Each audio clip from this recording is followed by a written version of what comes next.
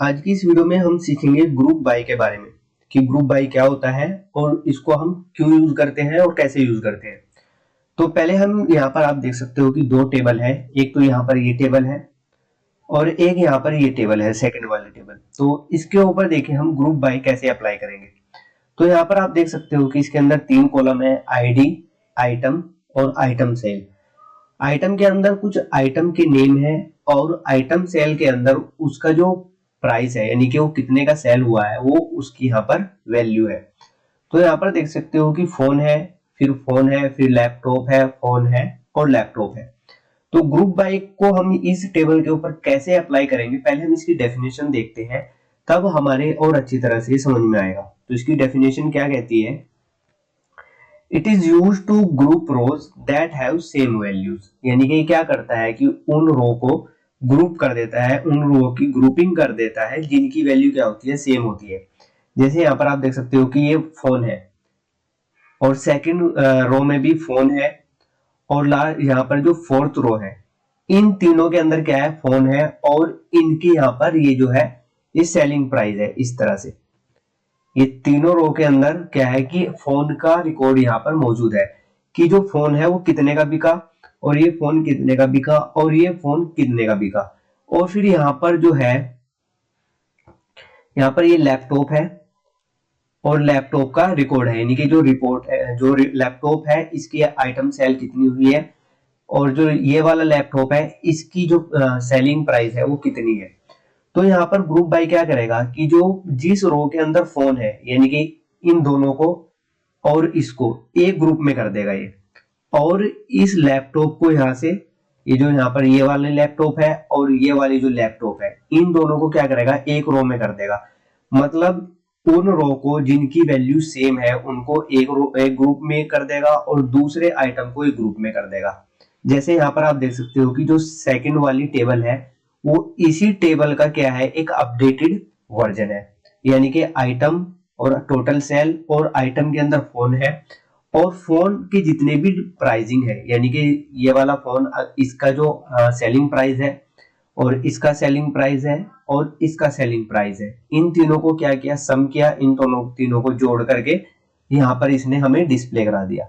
इसी तरह से सेकंड रो में इसने क्या किया है कि जो लैपटॉप है इसकी ग्रुपिंग की है और इन दोनों लैपटॉप का जो सेलिंग प्राइस था इन दोनों को क्या किया, इसने आपस में जोड़ दिया और यहाँ पर इसने डिस्प्ले करा दिया। तब हम क्या करते हैं इस केस में, जहां पर मल्टीपल रो हो और उनके अंदर सेम वैल्यू हो, तब हम वहां पर क्या करते हैं, ग्रुप बाय को यूज करते हैं। ग्रुप बाय क्या करता है कि जो सेम रो होता है जिनके अंदर सेम वैल्यूज होती है उनकी एक ग्रुपिंग कर देता है। वही इसी डेफिनेशन के अंदर बताया गया है कि it is use to group rows that have same values. अब यहाँ पर सेकंड पॉइंट में क्या है, it is mostly used with aggregate functions.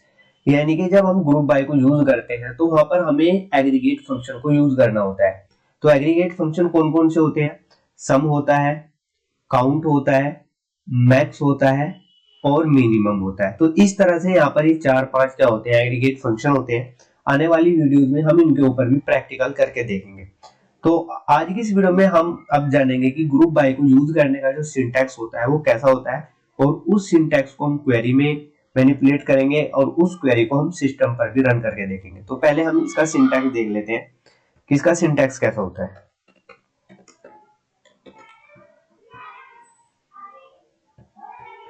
तो यहाँ पर सबसे पहले सेम हम क्या करते हैं, सेलेक्ट,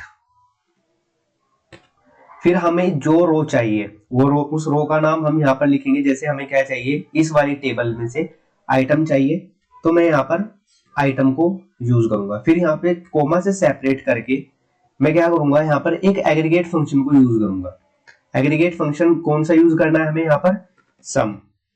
और इसके अंदर मैं क्या करूंगा, इसका जो राउंड ब्रैकेट होता है उसके अंदर उस कॉलम का नाम लिखूंगा जिस कॉलम की वैल्यू को मुझे क्या करना है, सम करना है।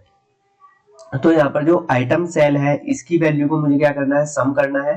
तो यहाँ पर मैं आइटम सेल टाइप करूंगा, आइटम सेल, और यहाँ पर मैं एलियास यूज कर लूंगा एज टोटल सेल। और यहाँ पर फिर हम क्या करेंगे,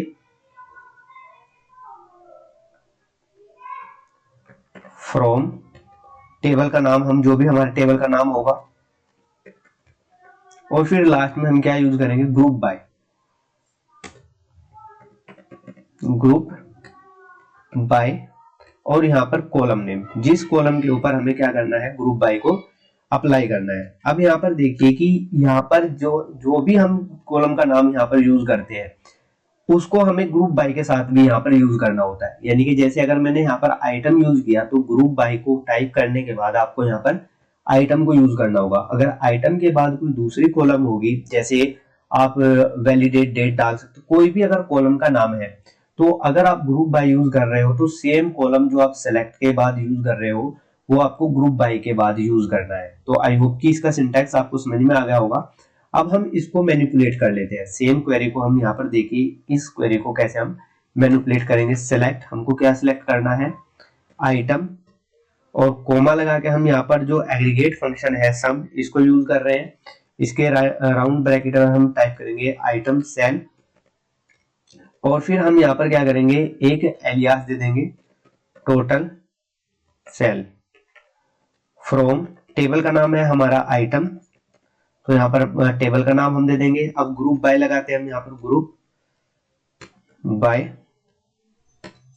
और कॉलम का नाम, तो कॉलम का नाम हम यहाँ पर क्या टाइप करेंगे, आइटम टाइप करेंगे। आइटम क्यों टाइप करेंगे, क्योंकि यहाँ पर हमने क्या यूज किया हुआ है, आइटम यूज किया हुआ है।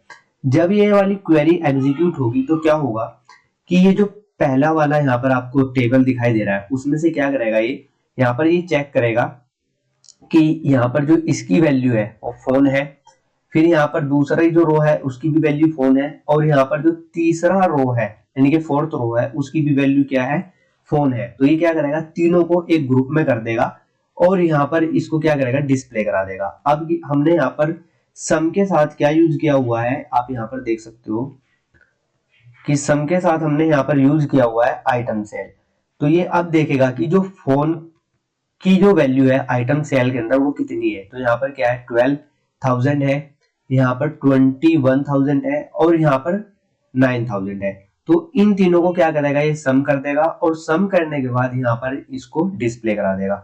फिर नेक्स्ट काम क्या होगा इसका, कि जो दूसरे आइटम है, जैसे यहाँ पर लैपटॉप है, एक बार यहाँ पर आ रहा है और एक बार यहाँ पर आ रहा है, तो इन दोनों को एक ग्रुपिंग करके यहाँ पर आइटम नेम की जो कॉलम है वहां पर इसको डिस्प्ले करा देगा। और जो आइटम सेल के अंदर इनकी वैल्यू है लैपटॉप की, जैसे यहाँ पर 75,000 है फर्स्ट वाले लैपटॉप की, और जो सेकंड वाला लैपटॉप है इसकी वैल्यू है 56,000। तो इन दोनों को सम करने के बाद ये यहाँ पर डिस्प्ले करा देगा। और यहाँ पर जो इस कॉलम का नाम होगा, यहाँ पर आप देख सकते हो कि इस कॉलम का नाम यहाँ पर आइटम सेल है और इस कॉलम का नाम यहाँ पर टोटल सेल है। तो ये टोटल सेल कहाँ से आता है, जो हम एलियास यूज करते हैं। ये जो एज है, एज का कीवर्ड आपको दिखाई दे रहा है, इसको हम एलियास बोलते हैं।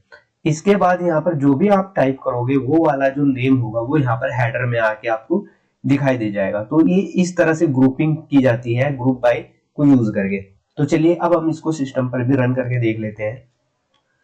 तो यहाँ पर हम क्या करते हैं, एक नया विंडो ओपन कर लेते हैं, और जो आइटम्स टेबल है इसको पहले हम क्या करते हैं, इसके अंदर का जितना भी डेटा है पहले मैं आपको वो दिखा देता हूं।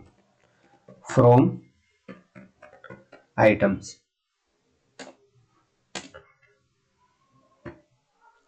तो यहां पर आप देख सकते हो कि इसके अंदर कुछ लैपटॉप है और कुछ फोन है, और आइटम सेल के अंदर इनकी प्राइसिंग है।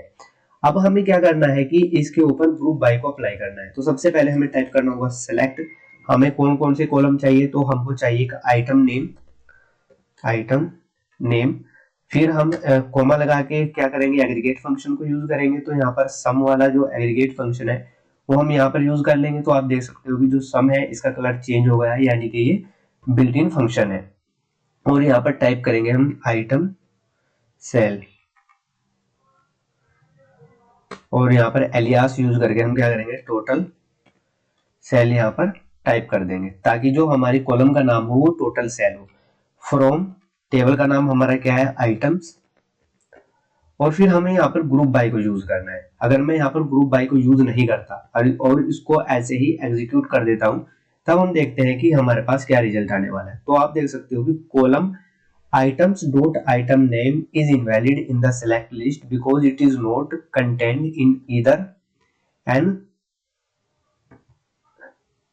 aggregate function or the group by clause। यानी कि आपने क्या किया है कि आपने यहाँ पर एग्रीगेट फंक्शन तो यूज कर लिया लेकिन ग्रुप बाय को यूज नहीं किया। तो आपको जब भी एग्रीगेट फंक्शन को यूज करना हो तो ग्रुप बाय को आपको लाजमी यूज करना पड़ेगा।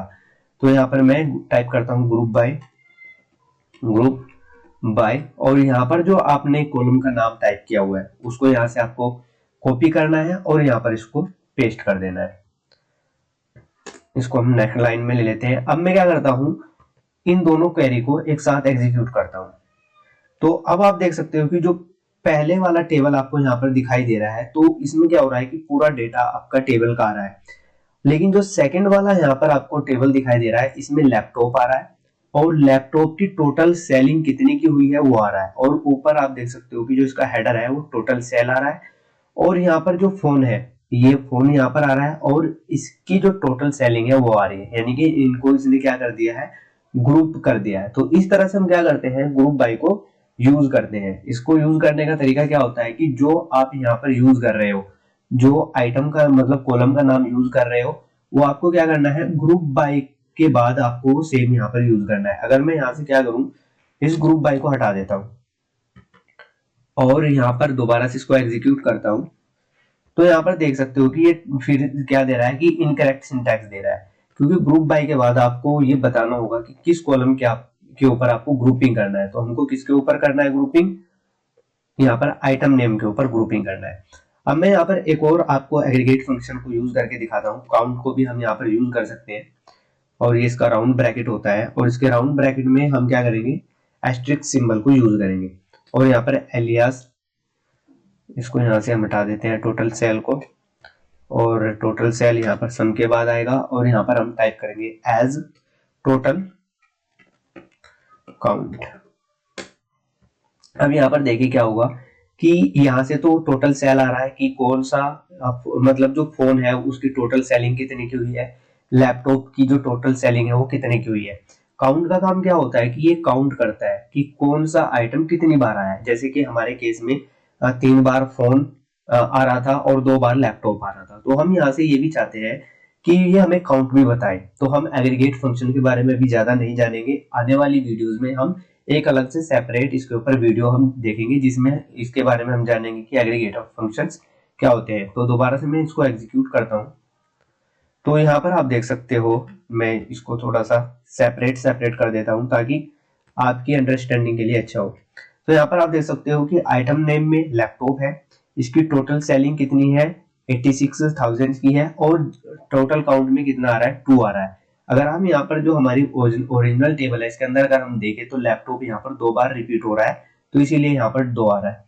इसी तरह से यहाँ पर फोन है, इसकी टोटल प्राइसिंग भी जो सेलिंग प्राइस है वो देख सकते हो आप 1,14,000 है और यहाँ पर जो इसकी टोटल काउंट आ रही है वो 3 आ रही है। अगर इस टेबल के अंदर आप काउंट करोगे तो 1 फिर 2 3। तो इस तरह से इसने क्या किया, हमको टोटल सेलिंग भी दे दी और टोटल काउंट भी दे दिया। तो ग्रुप बाय के साथ हमें एग्रीगेट फंक्शन को भी यूज करना होता है और एग्रीगेट फंक्शन का यूज करने से हमारा जो एफर्ट होता है वो काफी हद तक क्या हो जाता है, कम हो जाता है। तो आज की इस वीडियो में सिर्फ इतना ही रखते हैं। आज की इस वीडियो में हमने सीखा कि ग्रुप बाय क्या होता है, इसको यूज कैसे करते हैं। अगर फिर भी कोई भी डाउट हो इस टॉपिक से रिलेटेड आपके मन में तो प्लीज कमेंट बॉक्स में जरूर कमेंट कीजिएगा और अगर अभी तक आपने इस चैनल को सब्सक्राइब नहीं किया है तो इस चैनल को जरूर सब्सक्राइब कर लीजिएगा। Thanks for watching.